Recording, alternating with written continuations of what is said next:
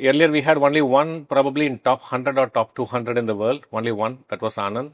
But now we have three in the top six. I say, from where we are now, in another 5 years' time, we should be aiming to have around eight in top 10. So that will be kind of a total domination, which probably Soviet Union in the last century had. One thing that really strikes me when I see Praggnanandhaa, Gukesh is, just the way they handle media, the way they handle their fame also, it's kind of quite interesting. Look at losses as unpleasant experiences and wins as pleasant experiences. We have to go through many such unpleasant experiences and learn from them and get better. And this is a very natural process. And the kids understand this. This is In Focus, and I'm Anupama Chandrasekaran. At airports, they're mobbed, teenagers carrying chessboards and passports stop for selfies. Praggnanandhaa, Gukesh, Vaishali, Divya, once prodigies, now they're celebrities with millions watching them online.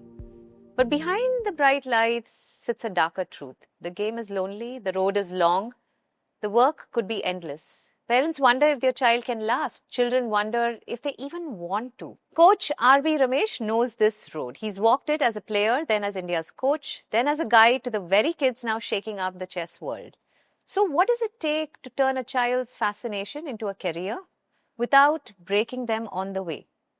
Today in Focus, we welcome R.B. Ramesh. Welcome, Ramesh, hello. to In Focus. I want to start by talking about the chess scene in India 10 years ago. It was very different, and India wasn't even seen as a chess powerhouse, right?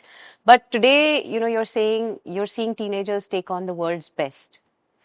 From where you stand, if you were to explain, how did this transformation actually unfold? Yeah, as you mentioned, we have seen a phenomenal change in how the Indians have been performing at the international level in chess. And earlier it was kind of a one-man army, one-man show from Vishwanathan Anand, Yes, who was the only known face from India in the chess field. And he has become world champion 5 times in the past. And every time he became a world champion, a new wave of young children will take up to the game and wanted to emulate him. Yeah. But it took a really long time for others to come up to close to what he has achieved.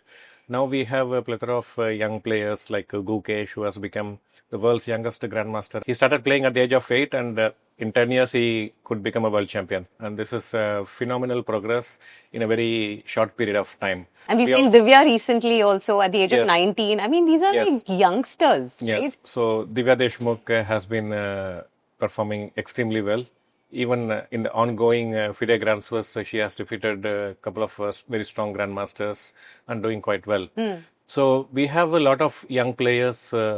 For example, we have Gukesh, Prag, and Arjun Ergesi. These are three players below 21 years of age, and they are three in the top six in the world. So this is very exciting times for Indian chess. And Prag is Praggnanandhaa. Praggnanandhaa. Yeah. Yes. And so earlier we had only one, probably in top 100 or top 200 in the world, only one, that was Anand. But now we have three in the top six. So ideally, I say from where we are now, in another 5 years' time, we should be aiming to have around eight in top 10. So that will be kind of a total domination, which probably Soviet Union in the last century had. Right. So we are in a position to emulate something similar. Yeah. One thing that really strikes me when I see Praggnanandhaa, Gukesh is, just the way they handle media, the way they handle their fame also, it's kind of quite interesting for me. And we'll get into that in a little bit. But if you were to talk to, refer to parents, who want to have their children start out in chess, how do you set expectations for this long journey? And for both, and I'm saying not just for the player, but also for the parents, because here you're talking about a team, literally. Yes. Of course you have the coach, you have the player, but the parents are also kind of integral part of this. So how do you set the course for this journey for young children who come to join your academy? Yeah, so for a young child to excel in any sport, especially in a game like chess, you need to have a well-coherent team. It can be small, but well-coherent. And ideally, everyone should think along the same lines, their priorities and preferences and so on. So the main hero will be the player, himself or herself, the trainers and the parents. This is usually the team. Yeah. And in some cases, we also have the sponsors who will be helping the children to travel abroad and meet the expenses. So if they have similar expectations, it would help a lot. Sometimes it could happen that the parents, they look at players like Gukesh, Prag, and they want their kids to do similar feats or even better. Yeah. But what we should also realize is, like in case of Prag, I worked with him for more than a decade, and I know the kind of hard work he has been putting from a very young age. From the age of 6, 7, he has been spending like It's 6 crazy, to actually, right? Yeah. To think of somebody having so much dedication at such a young age. Yeah, but it's not very uncommon, I would say, because the human nature in general, it wants to excel. That's how I see. Okay. And what really happens is, like in a normal person's life, they are not channelized. So it gets scattered. All the enthusiasm, Got it. focus, energy, they get scattered onto various things. And in this time, this day and age, it's the digital devices, Yes. right? So we have a lot of distractions for our kids. They have social media, Yeah. video games, and so on. And they are being kept entertained throughout the day for hours together. So it's very difficult for them to realize that I have to kind of stay away from these things so that I can focus on what I want to achieve. And coming to the expectations part, I would say it should ideally be the child who is guiding the coach and the parents. One, through their dedication, their interest, the time they spend in learning the game, and how quickly, how well they learn the game. And the parents and the coaches should ideally take cues from these things. If the child is working hard, they are learning quickly, and they're able to apply what they learn in their games and getting good results, that's an indication that the child can do bigger things. Right. So But you can set your expectations, right? Yeah, Because along sometimes those the lines. expectations may be unrealistic. Yes, many times it happens like that. The parents feel like I can spend my time for the children, I can manage my work and time to travel with the child, Right. spend time, I can spend money, I can arrange for training, I can take them to tournaments. And they believe like if I can do all these things, the child will automatically excel. Yeah. But these are all like external factors which can help the child grow, but doesn't ensure that the child will grow. So how the child makes use of all these opportunities provided and how well they learn, eventually that will come down, it will come down to that. Right, How right. well the child is good at learning and getting better. I think it's interesting that you made this point about external and internal factors, right? Because I have a sports person at home. My son is a sports person. But it's so true. Like, we tried out so many different sports, and it was finally karting which actually made him internally driven to do what. So, you can do whatever external support you want, but a lot of it has to come from the child Yes. himself or herself, Yes. right? Yes. How did your personal journey, you and your wife Aarti, you all built this academy with a lot of sacrifices, How does your personal journey actually shape the way you guide families, through this process? You have a child who comes in, maybe first casually, but like you're saying, the parents feel that my child is the next Gukesh or Divya or Vaishali, who's Praggnanandha's Yes. sister. How do you actually guide them through this? What do you talk to them through? Because I've spoken to you earlier, and I do sense that you come from a space of mentorship rather than just a coach, right? So could you tell us a little bit about your own personal journey and how that has helped you, explain things and guide parents and students? Yeah. So when I was a player, I started playing at the age of 12. So even by those day standards, it was a bit late. Yeah, it sounds like that these days. So don't you? usually I like feel- even Anand started at the age of 6. So Yeah. 12 was a bit late, but that's when Anand became a grandmaster. So I read it in the newspaper and I felt like I want to play chess as well. That's how I came to the game. Yeah. And so back then, like we had a paucity of everything. For example, there were not many good competitions happening in India. The computers and internet have not yet come, and we did not have trainers, academies where we could Right. go and learn from others, and there were not much chess literature available in the form of books and so on. So whatever learning that was happening, it was usually from your own personal experience and trial and error, and also the discussions you have with the senior players and so on. So many times, like we had very wrong notions about many things. And it hampered our growth. Like, for example, when you say wrong notions? No, for example, like the humans, we have our own peculiar qualities. Now, if you take the style of the players or the preferences of the players, some are aggressively inclined. Like in cricket also, if you see, there are some players who will go for the hit. They don't mind taking risk and scoring runs through big shots. And there is a risk that you might get out very easily as well. That is a risk.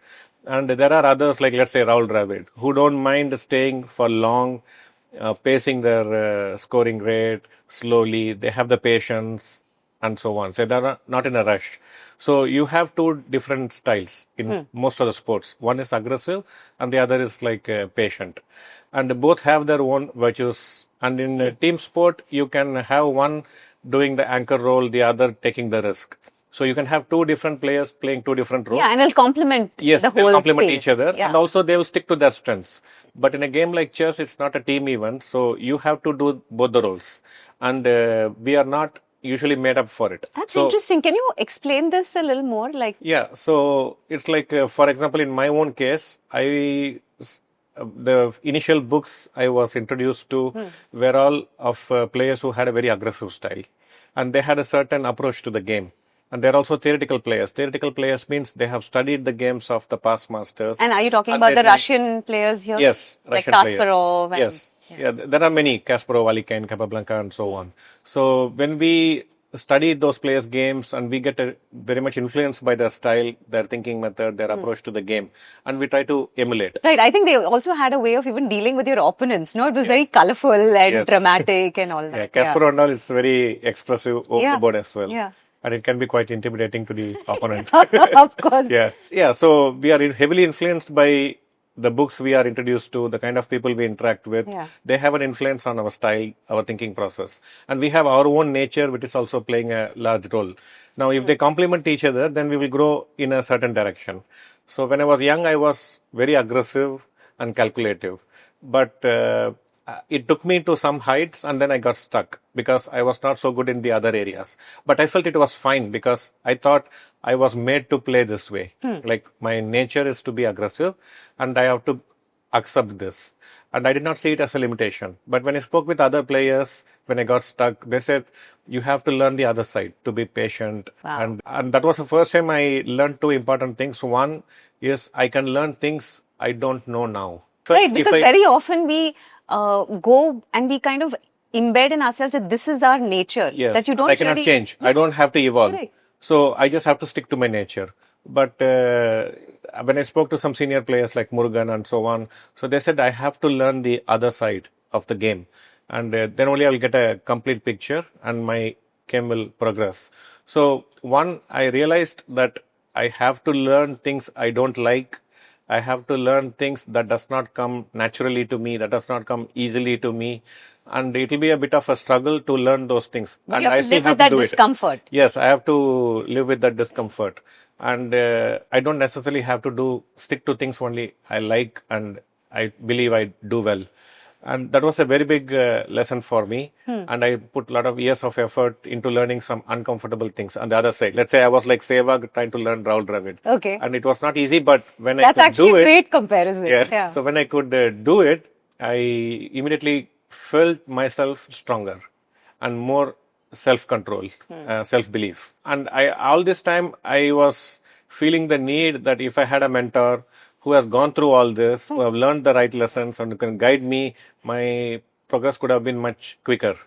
And I see the players around me elsewhere, they were all the same boat. They all had the same issues. They were looking for guidance. There simply were none. And then that's when I became a trainer and started working with young players and they started progressing very quick because they don't have to make all those mistakes.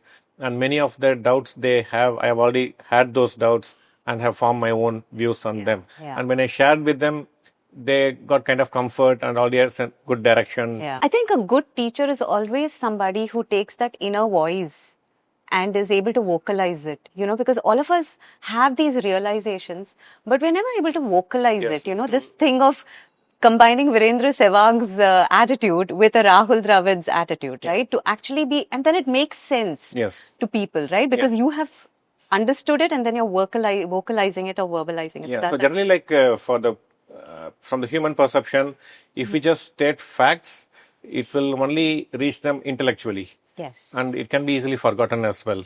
And they cannot implement it. So it's like everyone knows it's good to do exercise, eat healthy food, sleep on time, and so on. But very few do that. We come up with a lot of excuses for not doing these things, Yeah. right? I'm busy, I don't have time, blah, blah, blah. So knowing what should be done is one thing, that's intellectual, but able to do it and gain the benefit is the point. Yeah. So when we give analogies like I did in the case of Sehwag and Dravid, it immediately it forms a Clicks. connection. Yeah. So we are able to relate, okay, this is what I need to do, and they are able to do it. We started off by talking about how parents and children are in this together. Many parents live with a lot of this kind of pressure, right? Money, travel, they have to be counselors, coaches for their own kids in many ways. As somebody who's a mentor, I don't see you as a coach only, because I know you've set up a table today for two of your students to come and have breakfast. I know a lot of the cricket analogies come from the fact that you actually play cricket with your students, right? I remember you saying that. And if you look at all this, the parents and the children, what do you tell them about handling these strains and pressures without losing the big picture? How do you actually guide them? Yeah, it's necessary to have high ambitions, because that will propel us to put the hard work that is essential. We have to spend a lot of time, energy, money to travel, to compete, to train. So it takes a lot out of the parents, a lot of resources they have to spend. And it's not easy at all. It's And not. especially if both the parents are working, then taking the children to tournaments, someone has to take days off, and it's not easy, convenient. So, but despite that, many parents do that. So I'm really appreciative of the effort. But then the expectations also increase, Yes, right? correspondingly, like the more we spend our time, energy, and effort, emotions into our child's career, automatically the expectations rise.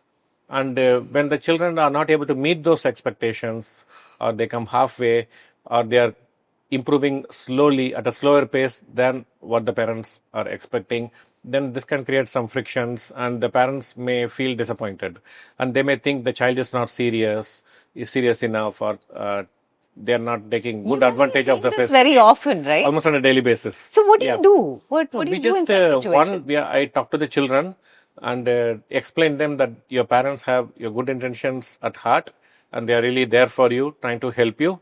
So don't judge them negatively when they give negative And feedback. what do you tell the parents? It's their way of letting out the frustration. Okay. So you have to just listen to them, and you don't have to react or justify what you are doing. Okay. As long as you know you are doing the right things, keep going ahead. That's a little difficult for children to... No, I believe it's very easy to teach good, difficult things to children than to adults, because adults have already very firm opinions on almost every issue. But for children, we can easily convince them otherwise. So if they believe in X, we can make them believe in Y, if we can explain them in the right It's way. very interesting, because normally you would always, like, the discussion between my husband and me when a difficult situation with the children arise is usually that, look, you have to be the mature one, because they are kids. But you are actually saying, no, they can actually get it. Yes, actually, most of the problems I see in parenting is like we think the children are not, they are too small, they are immature, and they cannot understand what we say. But when I take classes, even if the child is like a 7 or 8-year-old, we kind of I talk to like a mature person. I talk to them like to an adult. Can you give me an example of like a moment? Because there are always moments where we learn from these kids. So has there been a moment where you were surprised? No, many times. Like I normally tell my students, like, at this age, you should not be playing for results, because we still don't know if we deserve them, the good results, because we are still learning. We are in the process of learning and getting better and stronger. And once we become very strong, then of course the results will come. But till then, we have to give space that we are going to lose. And we don't know when it's going to happen. So we should always kind of accept when it happens, that this is something normal. Yeah. And it's not a judgment against myself. Like, I'm not bad, that's why I lose. Right, because you have to keep playing Yes. many bad games, because before it actually gets better. Yes. And I wouldn't even say bad games, because we just play to our strength. And our strength is not good enough yet. And the enjoyment, right? Yes. So we should still give our best, learn from every experience. So I try to teach them, like, losses are not a shameful thing. or you have not made any mistake that you have to feel guilty about. So it's just an unpleasant, look at losses as unpleasant experiences and wins as pleasant experiences. We have to go through many such unpleasant experiences and learn from them and get better. And this is a very natural process. And the kids understand this if we explain them in a nice way. And yesterday I lost to one young girl, around 10-year-old girl, in a 10-second game. So we played a 10-second game, I lost on time. This is a speed chess. Speed chess. Right. It's like we get 10 seconds each. So it's most about reflex. And she bet me on time. And then the class continued. And at the end of the class, she came to me. Sir, do you think you can sleep well tonight because I bet you? Right. Okay. And what did you say? And I said, I have lost so many times that it doesn't hurt me anymore. And I was laughing and joking about it. And I was hoping it would have inspired every children who was watching that a grandmaster losing to a 10-year-old, and I'm still taking it in the right spirit. I'm not taking it very personal. It was also a matter of pride for you, I think, right? In a way. Yeah, I don't mind. If the students beat me, I'm fine with it. I want to talk about one thing you mentioned earlier about wanting to be the best and knowing what the process is about being the best. This is something you brought up to me earlier this year when we chatted about Prag. It is, and Vaishali, is that you want to get somewhere, but you also know the process. And sometimes the process is lonely, right? For these children. It can be a lonely grind, basically. Hours of training, travel, isolation, right? How do you help children, and I do see that a lot even with Gukesh and Prag and Vaishali and Divya. How do you help them to hold on to the joy while knowing what is the kind of work it takes? Not just look at the top position, but actually say, okay, this is the process. It's grinding, but I'm also going to enjoy this process. Yeah. To channelize their thoughts, emotions, and concentration. And so at will they can focus. And for good concentration, you need to keep your thoughts and emotions under check. What do you mean? You said that very easily, but it's a very difficult idea, right? At will, they can focus. Can you break that down a little So, bit? for example, if I'm going to play in a competition and my game starts at 3 o'clock. So, at 3 o'clock, my brain should be at its peak. Right. So, I have to time my day accordingly. So, what do you do? So, if at 3, I have to, for example, when I travel with Prague when he was a young kid, so we sit a couple of days before the tournament and say, okay, the game started at 3 and you need to have, let's say, 9 hours of sleep at night. So, and probably 4 hours of preparation before the game. And at what time we are going to have the breakfast, what time he's going to take bath, what time he's going to have his lunch. And he prefers to sleep half an hour before the game. So, what time we are going to do that? Prayer lunch or post lunch. So, is that only Prag or is there other players also who take a nap before the game? Many nowadays.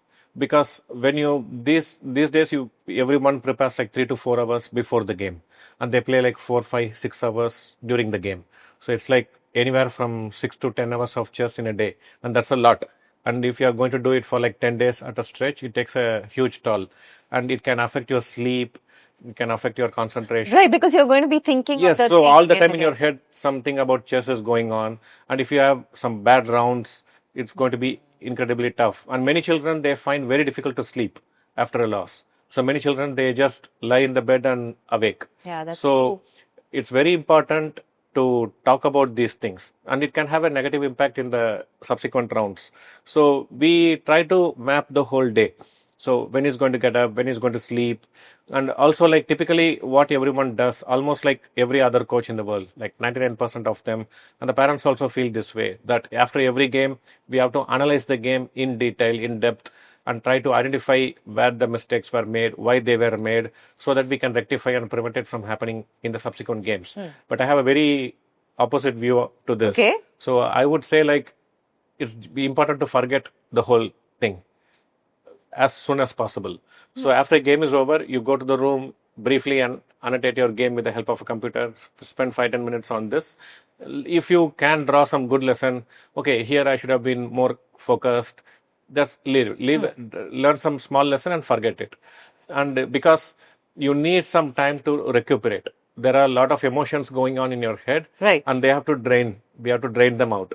So I would say go and play with the friends, If that is not possible because of weather or you don't have access to friends, Also, I then feel like sometimes when you're not analyzing is when the analysis is happening, right? Like you might have a light bulb moment when you're playing with your friends. yes. But that may not actually come Yeah, when but- you're actually analyzing it won't be too self-critical. Yeah. What usually happens when you sit down to analyze, then you are looking for problems, you're looking for mistakes, you're looking for weaknesses.